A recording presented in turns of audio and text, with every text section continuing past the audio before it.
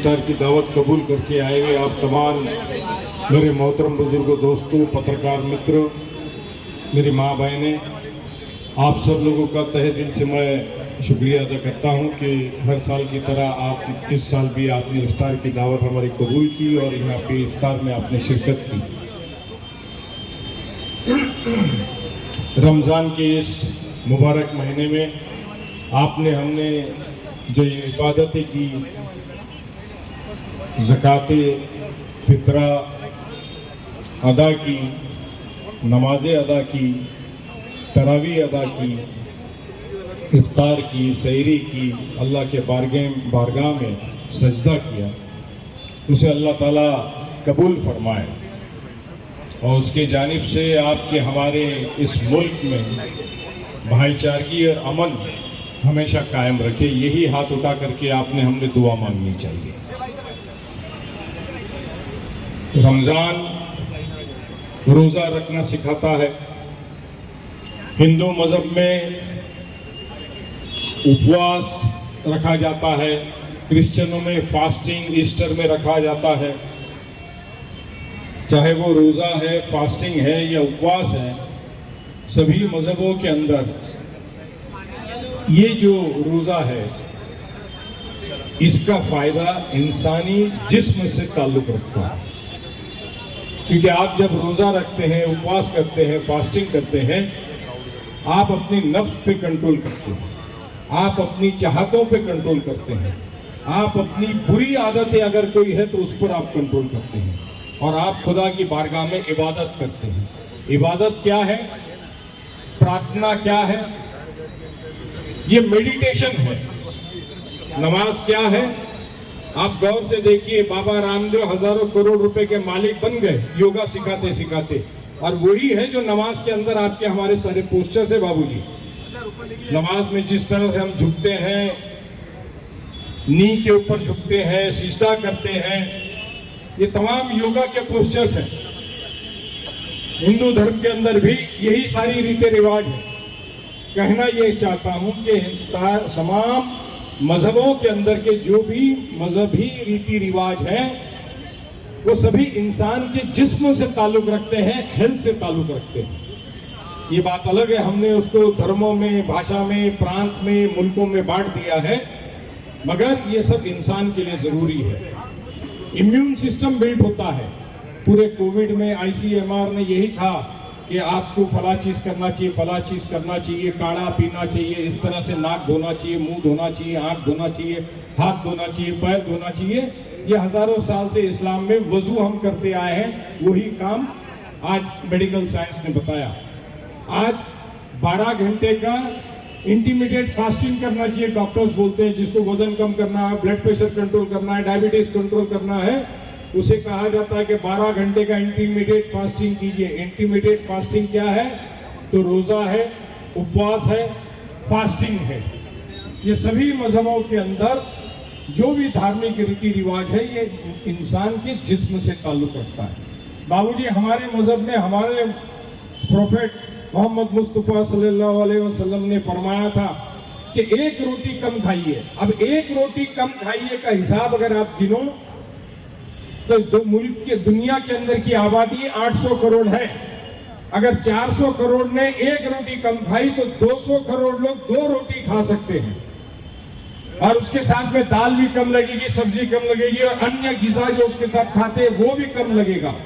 आज दुनिया की आबादी बढ़ गई। सारे धर्मों के संत, पीर, परमात्मा, महात्मा, पैगंबर ये जानते थे कि आने वाला वक्त कैसे होगा और इंसान को रोटी के लिए लड़ना पड़ेगा। इंसान भूखा सोगा, बगैर पानी पिए मर जाएगा, मैल न्यूट्रिशन होगा।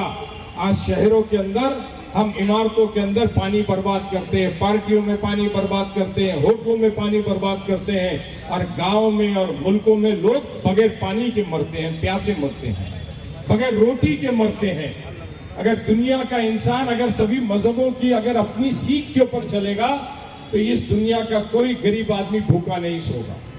ये रोज़ा, उपवास, फास्टिंग ये आपको गरीब की भूख का दर्द बताता है, सिखाता है।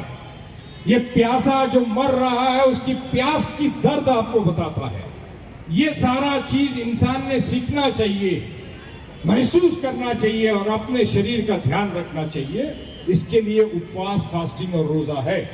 और इसीलिए आज हम देखते हैं पंजाब में आप देखो तो गुरुद्वारे में रोजा खुलवाया जा रहा है, और कहीं यूपी में मैंने देखा, यूपी बहुत बदनाम हो रहा है टीवी पे, मगर यूपी का मैंने देखा कई मंदिरों में लोगों ने रोजा इफ्तार पार्टी रखी। तो ये गंगा जमनी सरस्वती, गंगा जमनी तहजीब जो है अनुराग जी, ये उस तरह पानी की तरह है को कितना भी लाठी मारेगा तो लाठी टूट जाएगी, ये तहजीब नहीं टूटेगी।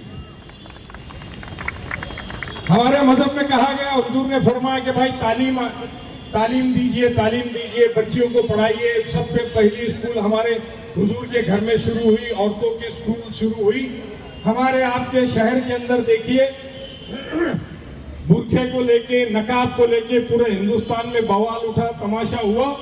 हमारी एक बहन भाईंदर में, राय गांव में, छोटे से मकान में रहती है, बीए पास है, रिक्शा चलाती है। आज वो यहाँ पर मौजूद है, रिक्शा चलाती है। ईमानदार वो आए, उनको सत्कार करना है। रिक्शा चलाती है, बच्चा नीट का एग्जाम दे रहा है, छोटी बच्ची पढ़ रही है, शोहर भी रिक्शा चलाते हैं, बीए पास है। एक दूसरी बच्ची है जिसने अभी पिछले ही साल एमबीबीएस में टॉपर किया नयानगर से। 2 साल पहले नयानगर से माविक ताक लड़की आईपीएस बनी है। क्वींस पार्क के मदरसे से, मौलाना नजीर साहब के मदरसे से वहां एक बच्ची है अंसारी, उसने आईएएस पास किया। सातारा का एसपी जो आज एसपी है वो शांति पाक का शेख असलम शेख सातारा का एसपी है। हजारों बच्चे मुसलमान कम्युनिटी के आज भी तरबियत हासिल कर रहे हैं, मगर कुछ लोग जो कुछ नहीं करते वो दंगा करते हैं, वो दोनों तरफ होते हैं, उनको लेकर के दोनों कौमों के अंदर झगड़े लड़ाने का काम होता है। आज हमारी बहन रिक्शा चलाती है। मैं लल्लन तिवारी जी से और बाबूजी से कहूंगा कि उनका सत्कार करें। ठीक है, ये हमारी बहन रिक्शा चलाती है और बच्चों को तालीम दे रही है। इनके शौहर भी रिक्शा चलाते हैं और ये खुद बीए हैं, और बच्चा इनका भी नीट का एग्जाम दे रहा है, बच्ची दूसरी तालीम दे रही है मेरे तरफ से। वो दूसरी डॉक्टर बच्ची आई है, नहीं पहुंची अभी, बहुत बहुत मुबारक। सिद्रा अख्तर नागौरी नाम है उसका, एमबीबीएस जिसने किया है। तो मीरा रोड से ही और इसी नयानगर से, जिसे कई लोग बदनाम करने की कोशिश कर रहे हैं या किया गया, यहाँ से मुस्लिम बच्चे और बच्चियां आईएएस, आईपीएस, डॉक्टर, इंजीनियर की तालीम हासिल कर रही है। आई बच्ची वो, ये बच्ची ने अभी एमबीबीएस टॉपर में पास किया है, नयानगर से है।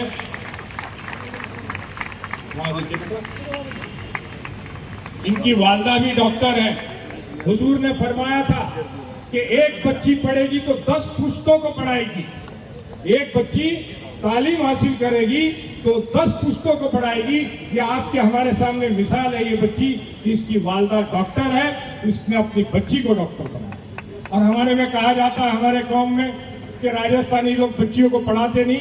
ये राजस्थानी है, तालियां बजाइए, तालियां बजाने के लिए किसी ने नहीं रोका है। बहुत बहुत मुबारक। देखिए, लल्लन तिवारी जी के कॉलेज से एक कुरैशी बेटी है जो पायलट बनी है। तो हजारों बच्चे और बच्चियां इस शहर से जो है तालीम हासिल कर रहे हैं। हमारा ये ख्वाब था कि मीरा भाईंदर तालीम से पहचाना जाए, एजुकेशन इंस्टीट्यूट से पहचाना जाए।